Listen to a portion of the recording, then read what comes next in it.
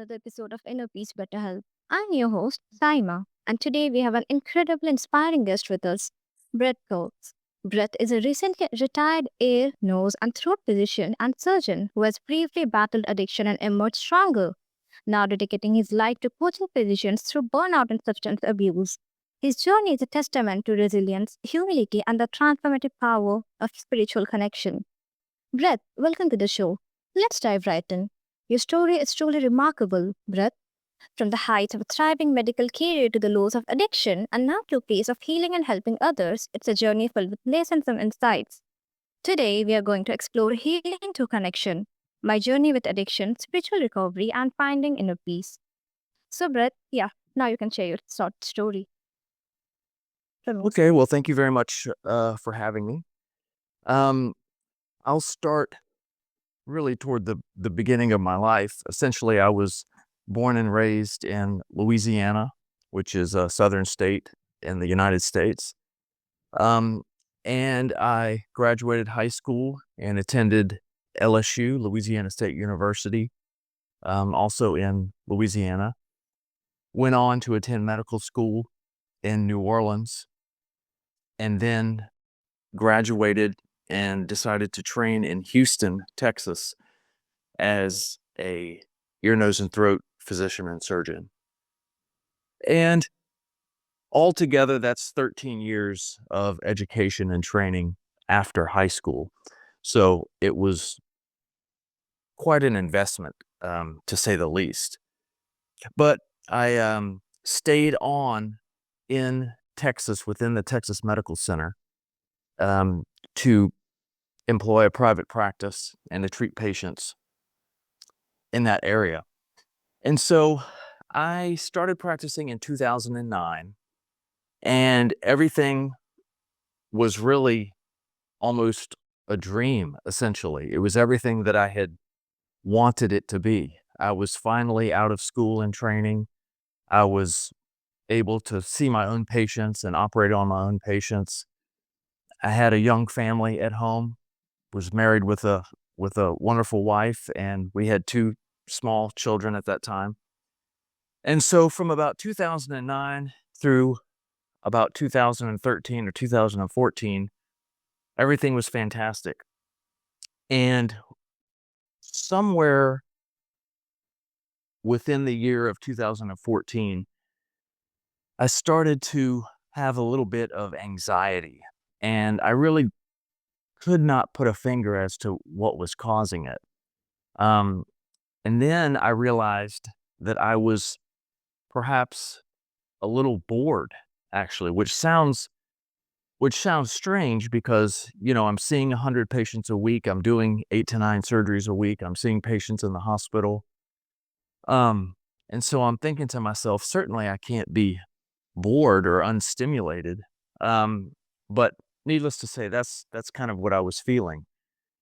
And one day, instead of drinking a beer to relax after a hard week, I decided to take some prescription opiate medication, painkillers. And that one decision, slowly but surely, ultimately culminated in a full-blown addiction to.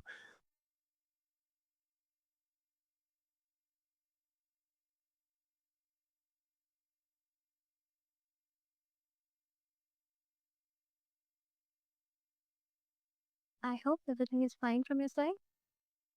Excuse me, can you hear me? Yeah, Oh, you want me to keep going? yeah. Okay. Oh, okay. I thought I heard you. Um, I was using these drugs to numb or dampen this feeling of unfulfillment or boredom that I was speaking of earlier. Um, and my relationships started to be affected, particularly the ones with my family, my wife. But my work was not affected.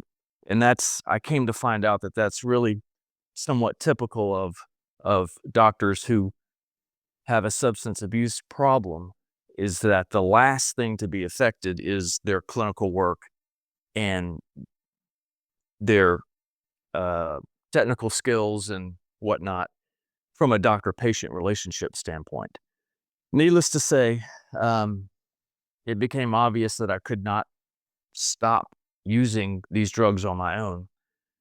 So I went into a residential treatment facility for 3 months.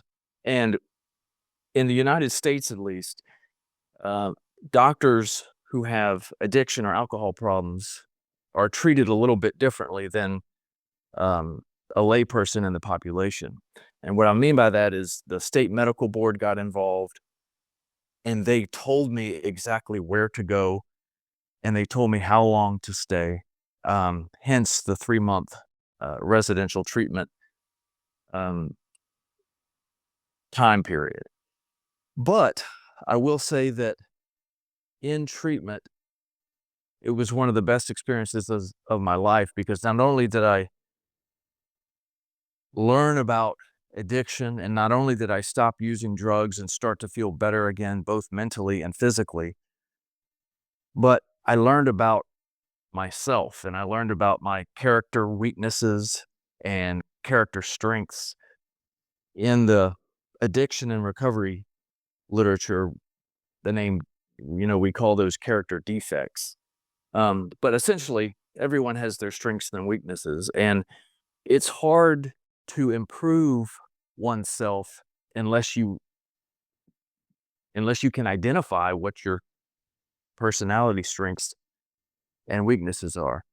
And so, addiction is a disease that is well documented and accepted. But there is some controversy in terms of what causes addiction. And so I won't get too far into that, but the theories are it's there's a genetic predisposition for it. Um, it's also a brain disease. There are functional MRI studies that can show changing um, neural pathways in the brain during active addiction.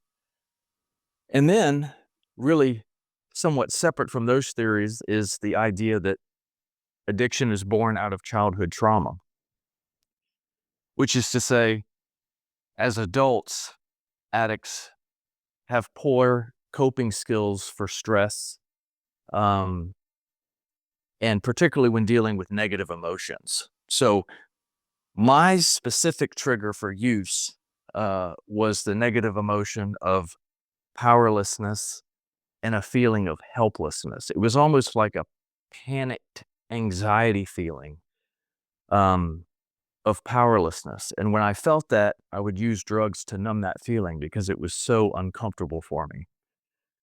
But the point I was getting at is that successfully treating addiction and in order to remain sober successfully, it's much more about learning how to cope with life's ups and downs as opposed to just not using drugs or drinking alcohol.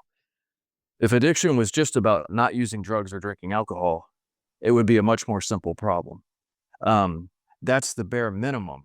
And then, in order to really have a successful, happy life in recovery, you've got to address those character defects and learn how to cope with negative emotions because negative emotions are just a reality in life.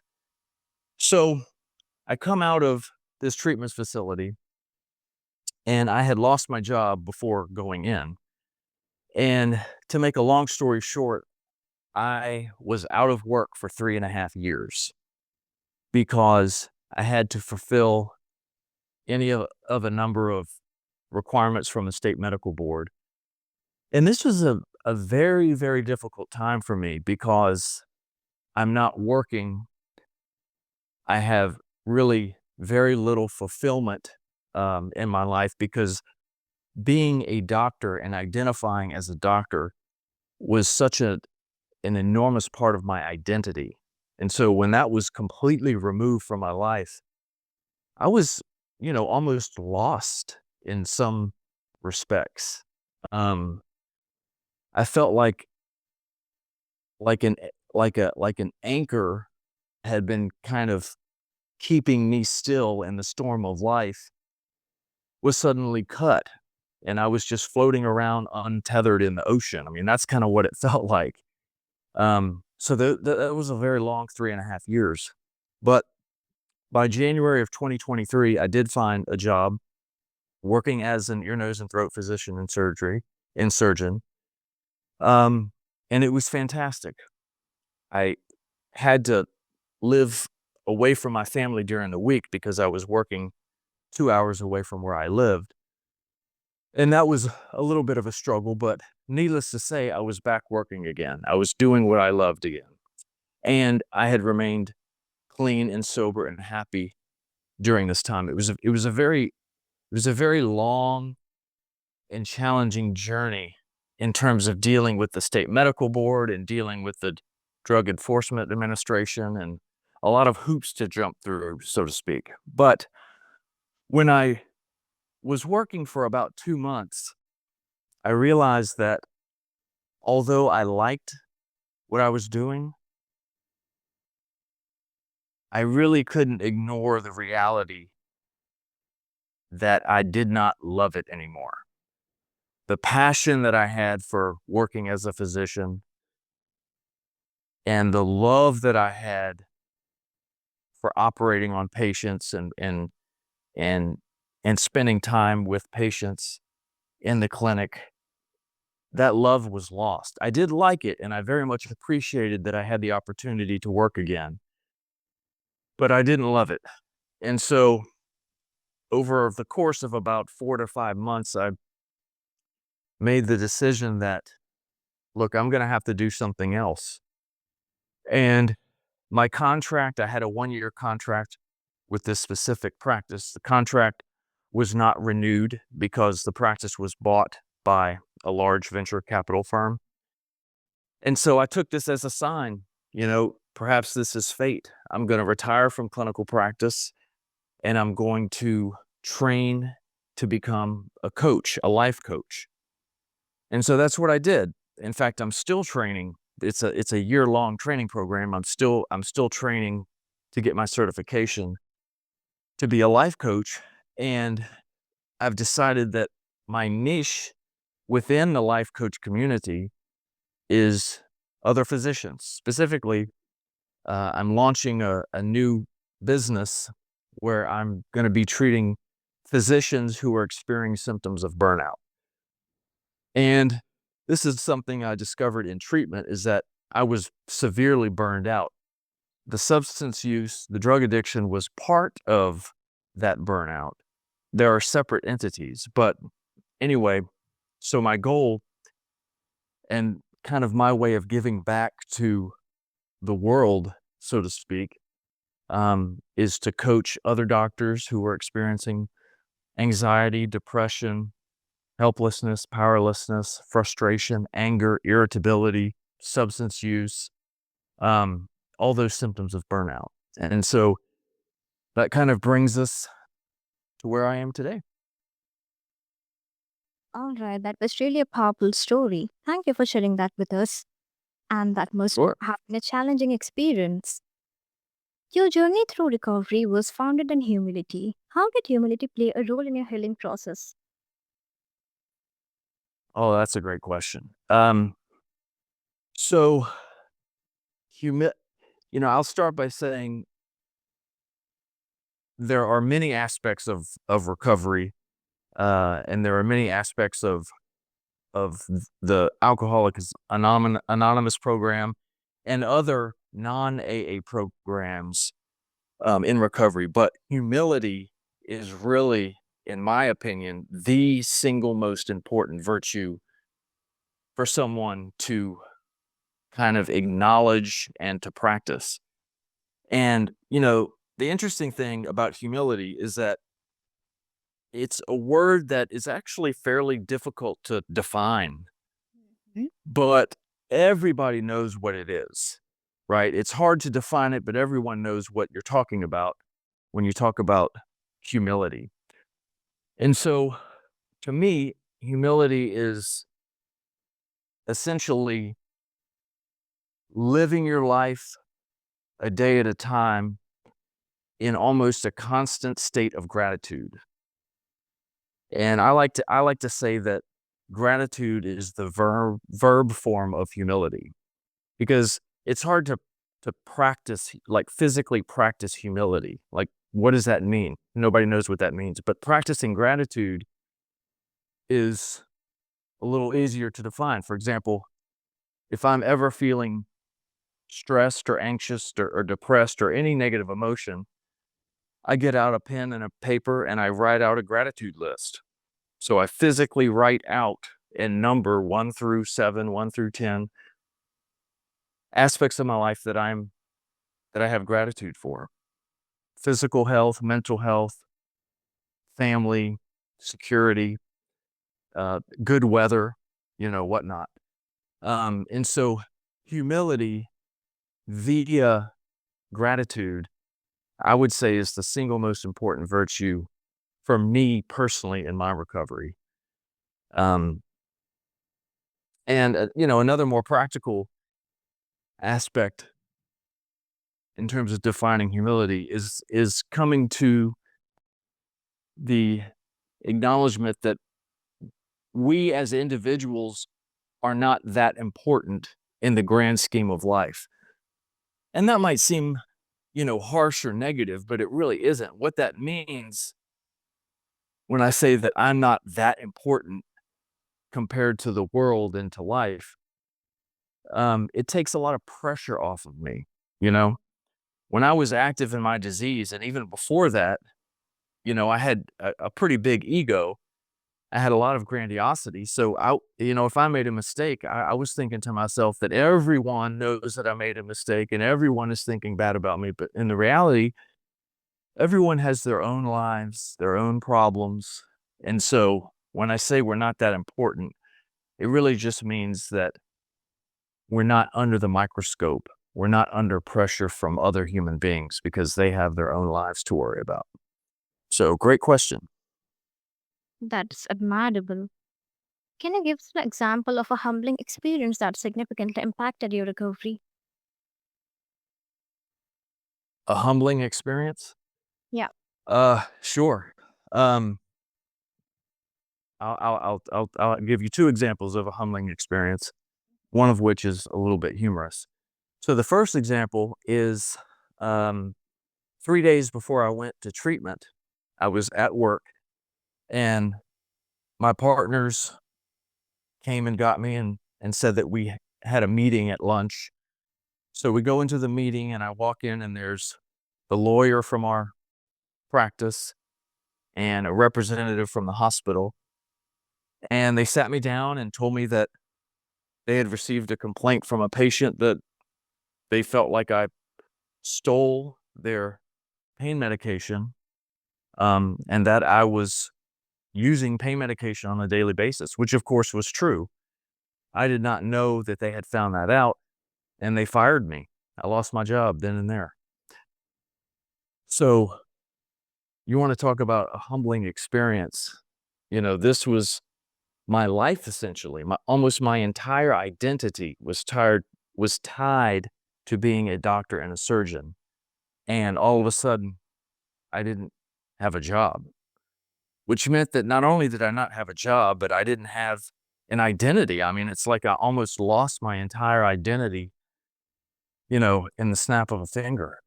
So that was quite a humbling experience. Um, the second humbling experience, I had many, but this one is a little bit humorous to look back on. But I had been home for 2 weeks after I lost my job. The kids were at school and my wife was grocery shopping, and I hear a knock at the door. And so I go to the door. This is in the suburbs outside of Houston. And I open the door, and there are 4 armed federal agents from the DEA, which is the Drug Enforcement Administration. And they had literally AK-47, I'm sorry, um, well, they had machine guns and pistols, and then they had other agents and officers stationed across the street. And I said, "Gosh, guys, what's going on?" and they explained to me why they were there. They had a complaint about a doctor. Essentially, they thought that I was running some giant drug distribution network out of my house, I guess. And so that was scary and very, very anxiety provoking. But after they came in and saw that it was a normal house, they've got dog toys and kids' toys to watch out for when they're walking through the dining room, they realized that that wasn't the case. So they relaxed and put down their machine guns, and the extra officers went about their way. But anyway, humorous looking back, very anxiety provoking at the time, but definitely another humbling experience. That's really inspiring, man. Humility is such a powerful yet overlooked aspect of recovery. It's fascinating to hear how it shaped your path. Spiritual connection seems to be a cornerstone of your recovery. How did you discover the importance of spirituality in your journey? Well, that's a good question. Another good question. When I went to treatment, it was a treatment facility that utilized Alcoholics Anonymous, the AA program, which is a 12-step program for quitting drugs and alcohol. And there are similar programs, similar 12-step programs for other things besides alcohol. Drugs, for example, gambling is another example. So I say Alcoholics Anonymous or AA, but it goes for any 12-step program. But 12-step programs are rooted, one of their foundational themes is that there is a higher power in this world. And as part of the 12-step program, you're encouraged to identify your higher power, and it can be whatever you want it to be. No two higher powers are the same. One person's higher power might be the Christian God. Another person's higher power might be the good of humanity or fate. Um, so when I say higher power, it's whatever each individual person makes it. Um, so my recovery from the very beginning was rooted in spirituality because I was encouraged to identify a higher power and then foster a personal connection with this higher power, which I found is really kind of a skill that requires practice and massaging in order to improve. Kind of like meditating. When I started meditating or praying, it was difficult. I didn't feel like I was very good at it. It was hard for me to clear my mind, and it was really hard for me to reach a state of inner peace because I just had never meditated before. So again, that was a skill that I've had to practice over the years, and now I'm greatly improved. But essentially, the entire 12-step AA program comes down, and this is my opinion, it comes down to acknowledging that life and the world operates according to our higher powers' thoughts and desires. It does not operate on my thoughts and desires, which is which was kind of a wake-up call for me because, again, especially when I was active in my addiction, my ego was so large, I felt almost like the world revolved around me. And so things happened according to my timeline. And I thought I deserved what I wanted when I wanted it. So to realize that that's not the way it works, and in fact, our higher power is who dictates all of that, that's another humbling experience that you were asking about earlier. And so if one can get to a point where you truly not just know in your head, but feel in your heart that your day-to-day activities are orchestrated by your higher power, it takes a lot of pressure off you, and it almost completely removes two negative emotions, one of which is self-pity, and the other is worrying.